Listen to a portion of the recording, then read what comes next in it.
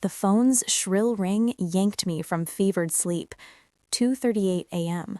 Earlier that evening, my thermometer had registered 102 degrees.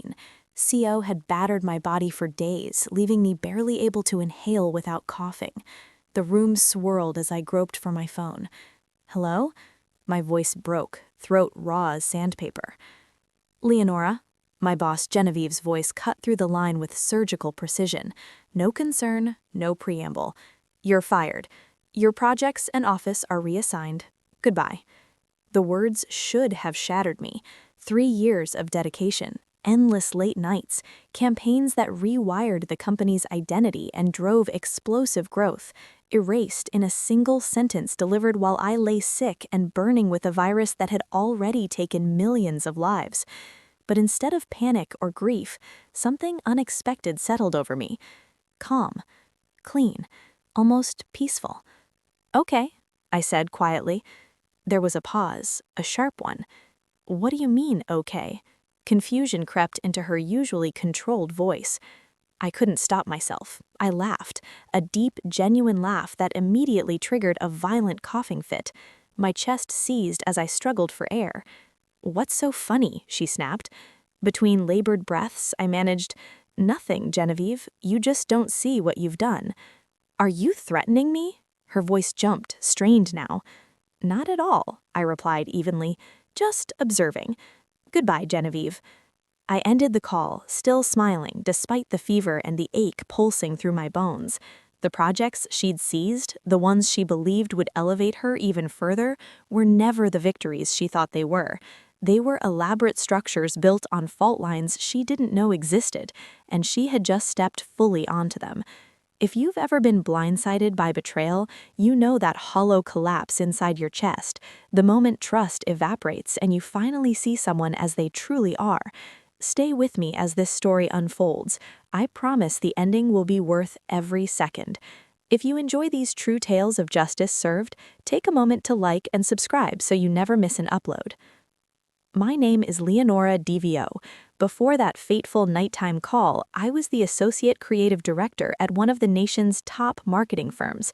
I was known for unconventional ideas that cut straight through audiences, campaigns that didn't just sell, but stayed with people. My work won awards, landed headlines, and generated millions in revenue for clients. What I lacked in office politics, I compensated for with raw creative instinct and execution. Let me take you back to how it began. 3 years earlier, I walked into that firm fresh from a smaller agency, fueled by ambition and ideas I'd been waiting to unleash. Genevieve Weston had personally recruited me. She praised my portfolio, talked about vision, about risk, about freedom. "Your campaigns connect emotionally," she said during our first meeting. "That's what we need more of." For the first 6 months, she championed me loudly. She'd sit beside me in meetings, nodding enthusiastically as I presented concepts. Senior leadership listened. Clients leaned in.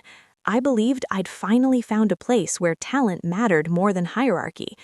Then came the Ashton account, a luxury watch brand losing relevance, desperate for reinvention. I built a campaign that reframed time not as a status symbol, but as a silent witness to life's most intimate moments, births, losses, quiet victories. It was vulnerable, emotional, and nothing like their previous work.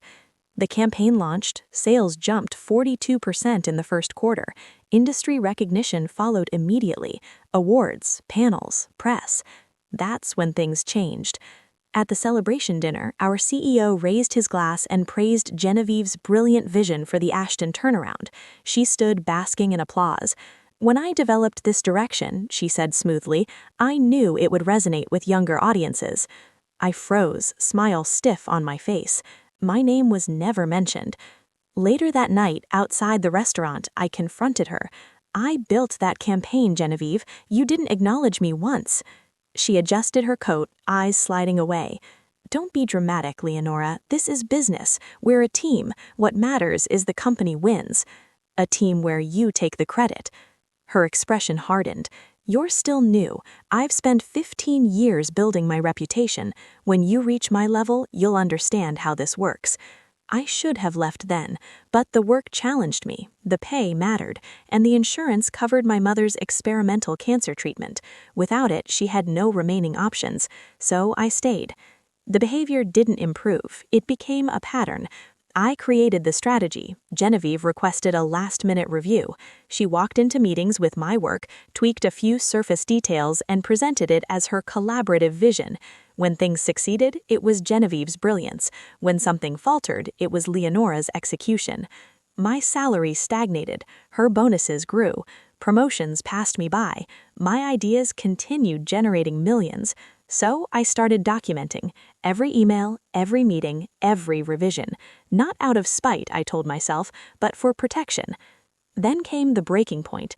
12 months ago, our largest client threatened to walk unless we delivered something revolutionary. Genevieve summoned me. "The CEO wants you leading this," she said, tension tight in her jaw. Then added, "I'll oversee everything closely. We can't afford risks." Translation: I would build it, she would own it. I created a campaign that broke every rule. Intimate, bold, human. The client was ecstatic. Sales obliterated projections. At the awards ceremony, Genevieve took the stage. "I've always believed in bold risks," she announced, gripping the trophy. "This campaign represents my life's work." My name appeared in microscopic text on a slide for 3 seconds. Something inside me shifted. I didn't quit, that would have been too easy. I didn't complain, that would have branded me difficult. Instead, I changed strategy. I spoke more in meetings, built direct relationships with clients, embedded creative signatures only I could produce. Genevieve noticed. Her tactics escalated. 6 months ago, she dumped 3 massive projects on me simultaneously, each with impossible deadlines. Fail, and I was disposable. Succeed, and I'd collapse while she collected praise. I accepted. What she didn't know was that I had already seen the board forming beneath her feet. I designed strategies that were brilliant on the surface, but dangerous if executed exactly as she demanded. Quiet regulatory risks, long-term exposure, not obvious now, catastrophic later. I created clean, compliant versions alongside the risky ones she insisted on. I kept every message where she pushed boundaries, stripped safeguards, deleted disclaimers. "We don't need this," she'd say. "It weakens the message." I kept everything. When I fell ill with CO, bedridden and gasping for breath, I knew she'd see an opening. With me gone, she could take full credit and position me as the eventual scapegoat. And then came the call. The next morning, feverish but focused, I sent 3 emails: compliance, the board, my attorney. Then I waited. A week later, my phone rang. "Leonora," said Preston, head of the board, "we need to talk. We've reviewed your documentation, we've spoken to clients. There are discrepancies. The board has called an emergency meeting. We'd like you there." I reminded him I was still recovering from CO, from the illness Genevieve knew about when she fired me at nearly 3 in the morning. "Yes," he said quietly, "that matters too." The following morning, I logged in early. Faces appeared one by one. Genevieve joined last, confidence evaporating the moment she saw me. "What is she doing here?" she demanded. For the next hour, the truth unfolded. Emails, recordings, comparisons, client statements. The room shifted as her defenses collapsed. Her face moved from certainty to confusion to panic as the evidence mounted. "This is ridiculous," she finally sputtered. "She's manipulating you. I've given 15 years to this company." Preston's expression remained stone cold. "And in those 15 years, how many others' work have you claimed as your own, Genevieve?" The question lingered heavy in the air. Genevieve's eyes darted around the screen, searching for allies and finding none. "We need your resignation by the end of the day," Preston continued. "The legal team will be in touch regarding the client complaints." "You can't do this," she whispered, but the fight had left her voice. After she disconnected, Preston turned to me. "Leonora, on behalf of the board, I want to apologize. We failed in our oversight. We should have seen what was happening." I nodded, keeping my expression neutral despite the surge of triumph inside me. "We'd like to offer you Genevieve's position, effective immediately. Your work has been exceptional, and your integrity in implementing compliant campaigns despite pressure speaks volumes." The offer represented everything I had worked for: recognition, power, vindication. But as I opened my mouth to accept, I hesitated. This should have been a moment of triumph, yet something felt incomplete. The company that had allowed this injustice for years was only suddenly remorseful when faced with potential legal consequences. "I appreciate the offer, Preston," I said carefully, "but I need time to consider it. My priorities have shifted during my illness." His surprise was visible. "Of course, take the time you need. The offer stands." After the call ended, I sat in silence, processing.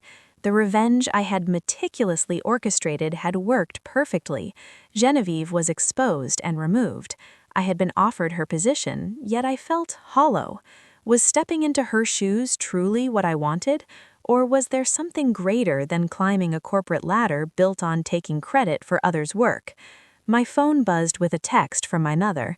"How did it go, honey?"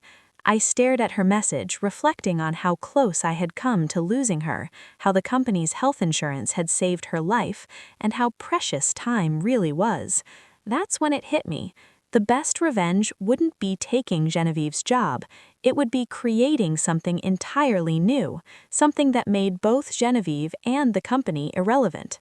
I picked up my phone and called Preston back, not to accept his offer, but because I had something far bigger in mind.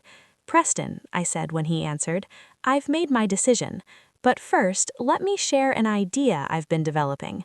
My plan wasn't just about personal justice.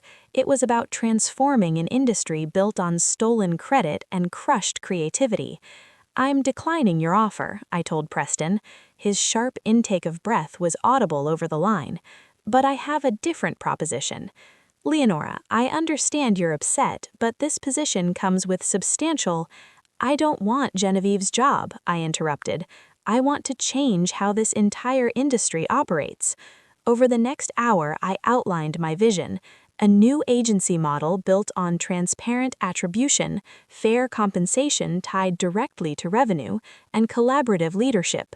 No more stolen ideas, no more hidden contributions. Our industry claims to champion innovation while clinging to a hierarchy designed in the 1950s, I explained. Clients are tired of paying premium rates for work done by underpaid juniors while executives take credit. Preston remained silent as I walked him through my proposal. I would stay only if the board agreed to pilot my new division, one operating under entirely different rules. Each team member would receive clear credit for their contributions, and compensation would be directly tied to the success of their work. "You're essentially asking us to cannibalize our own business model," Preston finally said. "I'm asking you to evolve before someone else makes you obsolete." The silence stretched until he added, "Present it to the full board next week. I can't promise anything." That's all I asked. For the next 7 days, I poured my recovering energy into the presentation. This wasn't about revenge anymore. It was about creating something meaningful from the ashes of betrayal. The board meeting arrived. 12 stern faces watched as I outlined my vision, complete with financial projections showing how transparency could actually boost profitability by improving talent retention and client trust. "Miss Stevio," said the oldest board member, "while intriguing, your proposal undermines decades of established practice." "With respect," I countered, "those established practices are why we lose our best talent every 18 months. It's why clients grow suspicious of our billing. It's why Genevieve could steal credit for years without anyone noticing." That last point landed hard. Several board members shifted uneasily. "Give me 6 months to prove this model works," I pressed. "A small team, 3 clients, complete autonomy. If I fail, you lose little. If I succeed, you're positioned as industry pioneers." The debate lasted hours. Finally, Preston called for a vote, 7-5 in favor of my proposal. A narrow victory, but enough. "Congratulations, Leonora," Preston said afterward. "You have your division. Don't make us regret this." I smiled. I won't. This was my true revenge taking shape, not destroying Genevieve, but making her irrelevant, creating something she could never have built because she was too busy stealing instead of innovating. Within weeks, I assembled a team of 5, all talented individuals who had left the industry disillusioned after experiences similar to mine.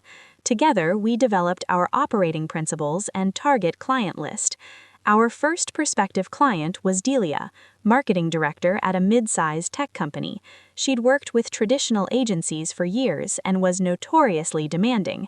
"Your model sounds idealistic," she said during our pitch, skepticism clear in her voice. "But this industry runs on relationships and executive oversight. How can junior people possibly deliver without strict management?" she asked. "That assumption is exactly why agencies waste your money," I explained. "The junior people already do the work. We're just removing the unnecessary layers that take credit and drive up costs." She leaned forward. "Prove it. I'll give you our smallest product line. Show me results in 3 months." We accepted the challenge. Each team member took ownership of specific elements, their names clearly attached to their contributions. We implemented transparent pricing, showing exactly what each component cost and who was doing the work. Our first campaign launched 6 weeks later, and the results were immediate. Engagement metrics 40% above Delia's targets. 2 weeks after that, she called. "I need to meet today." My stomach tightened. Had something gone wrong? Had our experiment failed already? That afternoon, I sat across from Delia trying to read her expression. "I showed your model and results to my CEO," she began slowly. "He had questions." "I'm happy to address any concerns," I offered, bracing for criticism. His main question was, "Can you handle our entire brand portfolio?" I blinked, processing her words. "Your entire portfolio?" She nodded.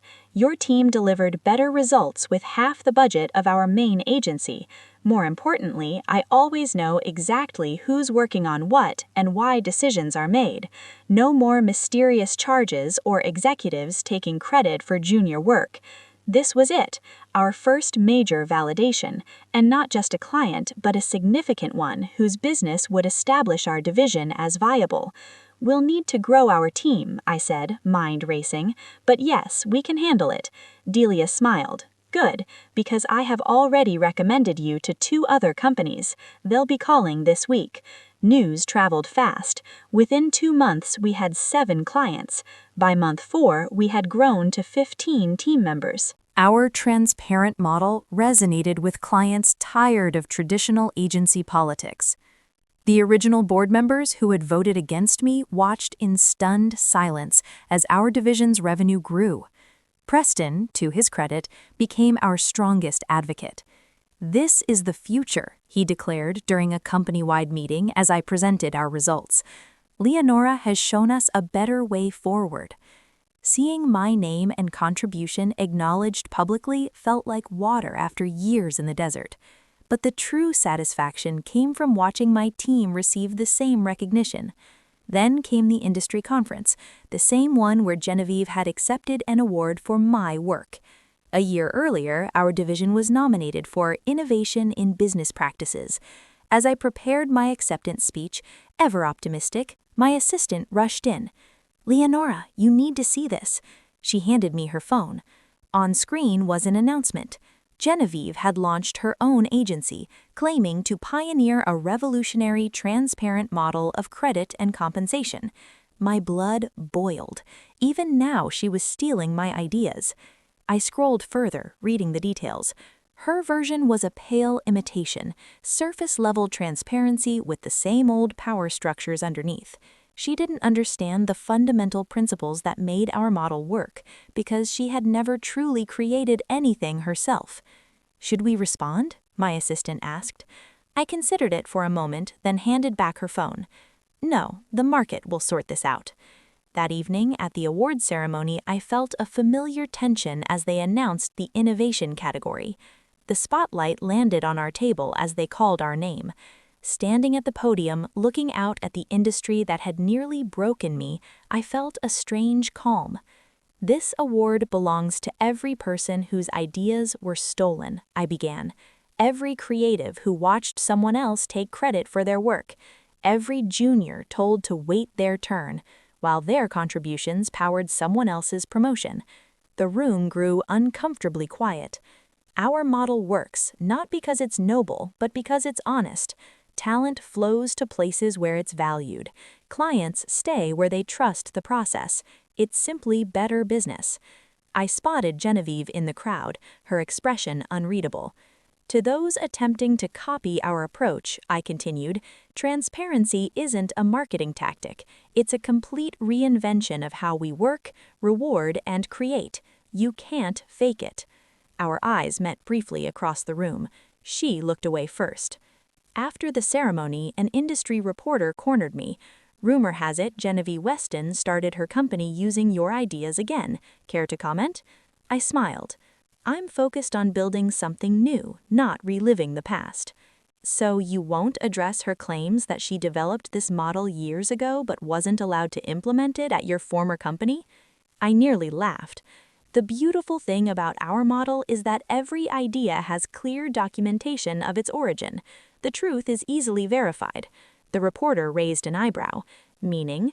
Meaning I wish her well, but authenticity matters. Clients can tell the difference. 6 months later, that prediction proved accurate.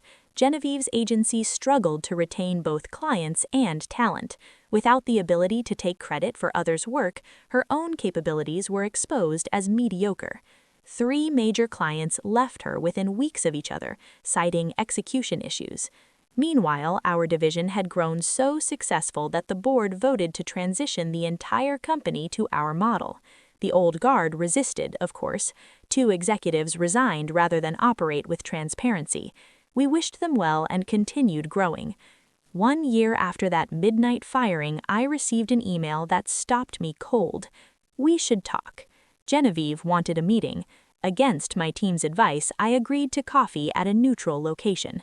She looked different, the polished exterior somewhat faded, her confidence dimmed. We ordered our drinks in awkward silence. Your model is winning, she finally said, staring into her cup. My agency is losing clients every month. I waited, letting her fill the silence. I thought I could replicate what you built, but it's not working. She looked up. I need your help. The audacity was breathtaking. After years of stealing my work, after firing me while I was seriously ill, she wanted my help? Why would I do that? I asked, simply. Because you're better than me, she admitted, the words clearly painful. Not just creatively. You built something I can't figure out how to copy. I studied her face, searching for manipulation. I found only desperation. You never understood what makes the model work, I said. It's not about the structure or the compensation formulas. It's about actually valuing people's contributions instead of seeing them as stepping stones for your advancement. She winced. I can learn, can you? After 15 years of taking credit for others' work, she had no answer for that. Here's what I can offer, I said finally. Not a partnership or collaboration, but advice. Start over. Close your agency. Take time to create something, anything that's truly yours. Experience what it's like to build rather than take. Then maybe you'll understand why our model works. That's your help telling me to quit? She asked. That's my honesty, I said. Something you never gave me. She left shortly after, angry and humiliated. I felt no satisfaction watching her go, just a quiet certainty that I had broken free from her influence entirely. 3 years have passed since that night Genevieve fired me. Our model has been adopted by a dozen other agencies. The industry publications that once celebrated her now feature case studies about our approach. I've been invited to speak at business schools about ethical leadership and innovation.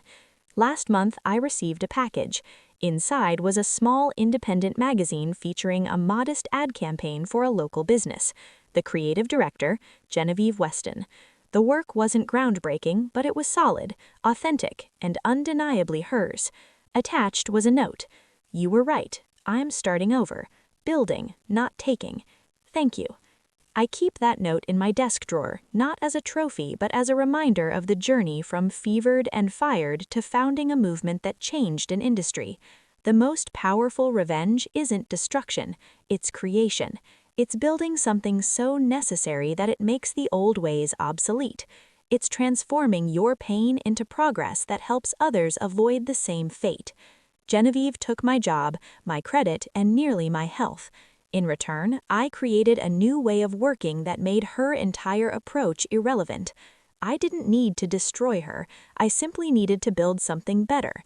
She fired me at my lowest moment, thinking she was cutting me loose before I became a liability. Instead, she freed me to create something she could never have imagined, a system where people like her can no longer thrive by taking credit for others' brilliance.